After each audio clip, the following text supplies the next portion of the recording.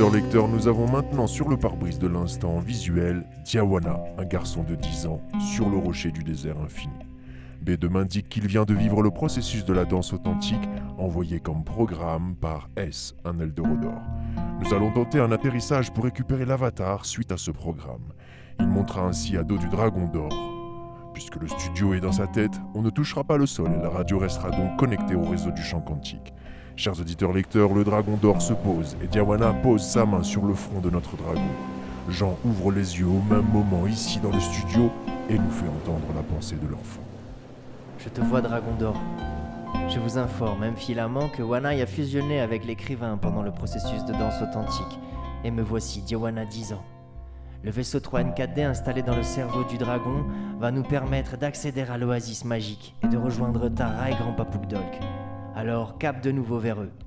Diawana monte à dos du dragon d'or et soudainement, sans que le dragon n'ait besoin de décoller, ils se retrouvent à l'oasis du lac univers sans même avoir eu le temps de cligner des yeux. Ils voient stupéfait Grand Papoukdolk s'adresser à Tara.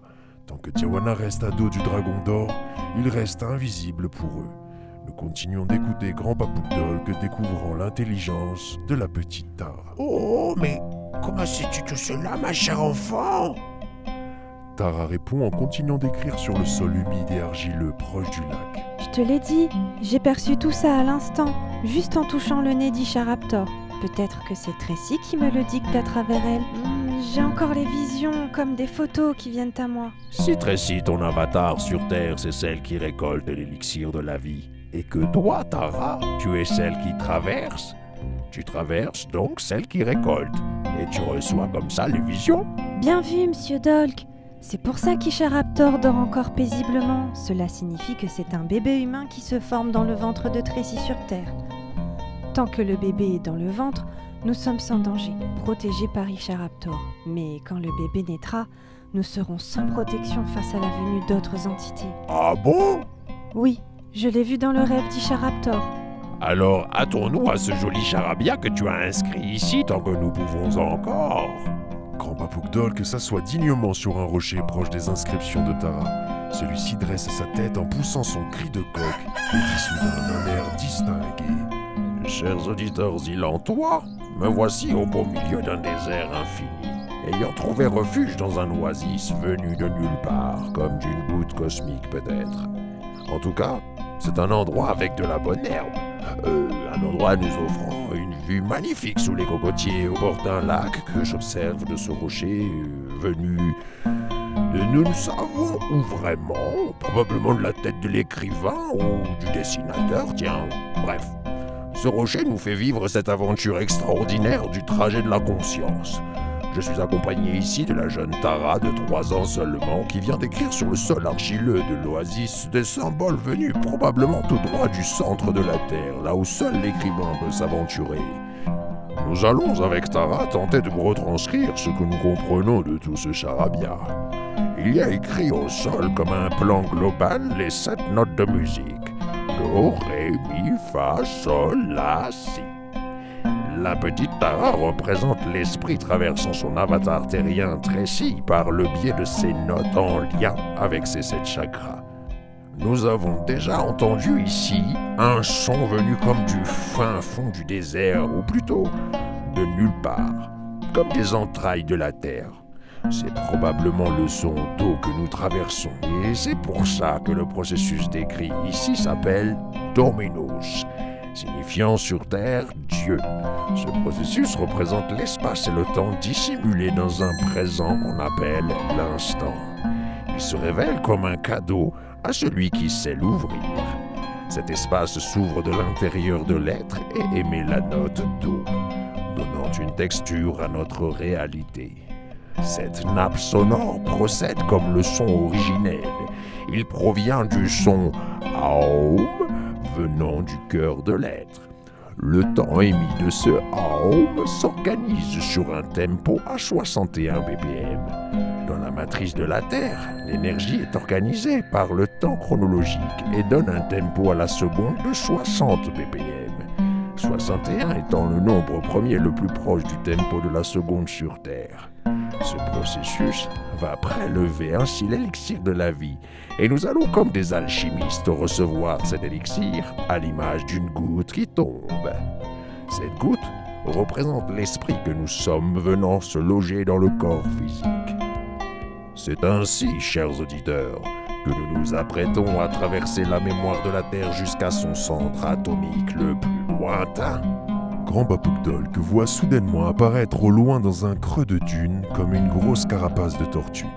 Il positionne son bras aile au-dessus de sa tête pour mieux voir au loin et voit apparaître le corps d'une chamane de la taille d'un lutin proche du lac qui sonne une cloche vibrant en do.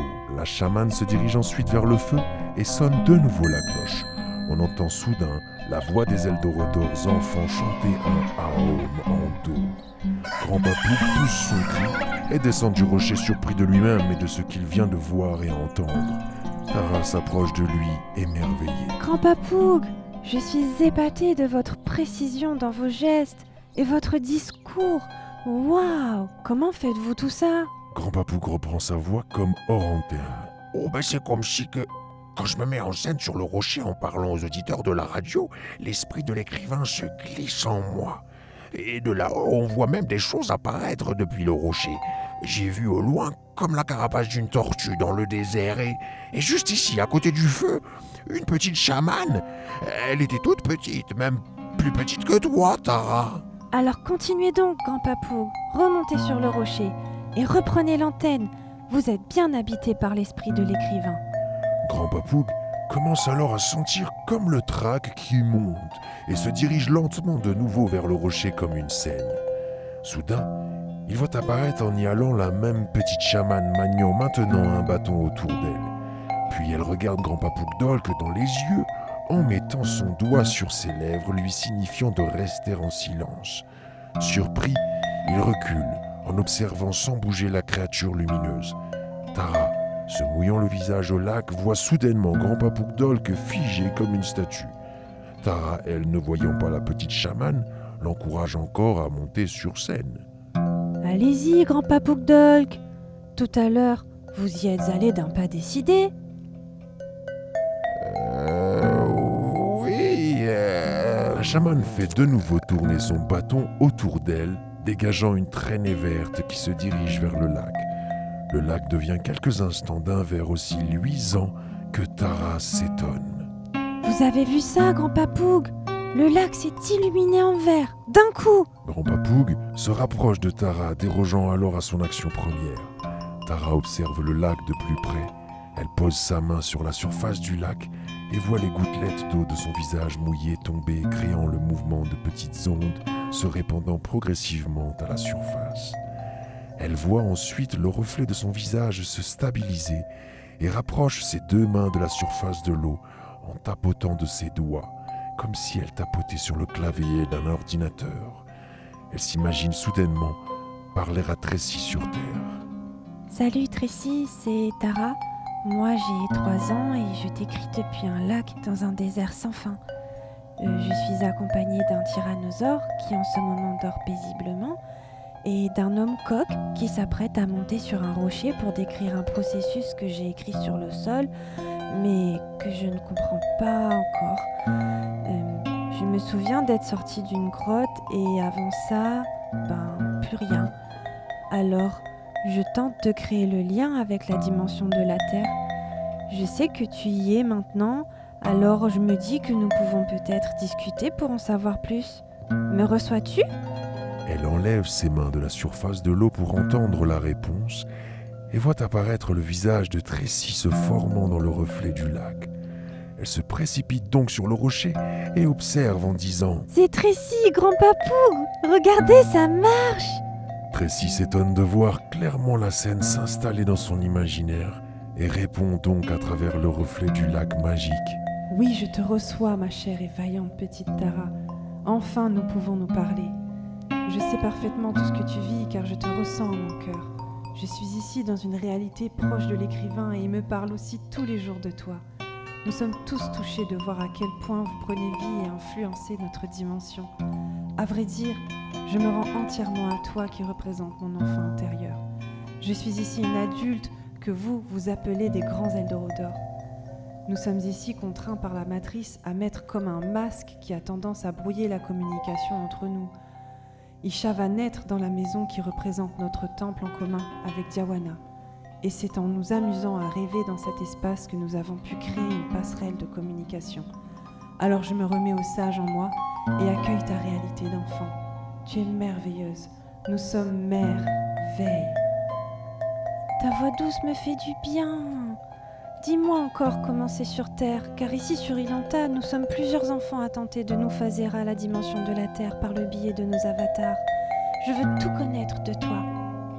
Si je comprends bien, il y a quelque chose à comprendre de notre interaction, mais je crois que je n'ai rien à t'apprendre de ce que tu sais déjà.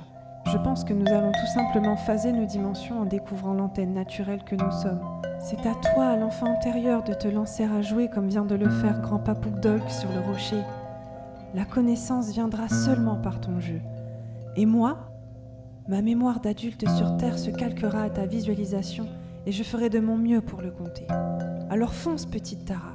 Toi seul peux agir dans ta dimension et moi dans la mienne. Je crois en toi, je crois en moi, je crois en nous. Je t'aime du plus profond de mon cœur, petite Tara. Tu es la clé de notre palais. Shai. Le lac libère de nouveau l'énergie verte et le reflet du visage de Tracy disparaît du lac. Grand-Papa Poukdolk vient poser sa grande aile sur l'épaule de Tara en lui montrant le rocher de son autre aile et dit « Peut-être alors que c'est à ton tour de monter sur scène, Tara ?»